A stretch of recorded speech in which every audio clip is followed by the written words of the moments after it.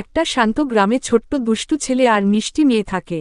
তারা সবসময় নতুন। একদিন তারা বনের ভেতর থেকে জাদুর আলো দেখতে পায়, কৌতূহল নিয়ে সেখানে যেতে চায়। তারা জাদুর বনে ঢুকে যায়, চারপাশে রঙিন ফুল, উড়ে বেড়ানো জোনাকি। একটা ছোট্ট সুন্দর পরী তাদের সামনে হাজির হয়, ঝিলমিল আলো ছড়িয়ে হাসছে।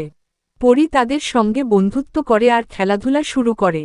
তারা একসাথে নাচে। পরী বলে, তোমরা যদি সাহসী হও, তবে এক রহস্যময় ধন তোমাদের হবে। তারা বনের ভেতর নানা চ্যালেঞ্জের মুখোমুখি হয়, জাদুর নদী পার হওয়া, গাছের এক দুষ্টু দানব হাজির হয়, কিন্তু বাচ্চারা একসাথে সাহস দেখায় আর গান গেয়ে দান। অবশেষে তারা একটি বিশাল গাছের ভেতর ঝলমলে ধন খুঁজে পায়।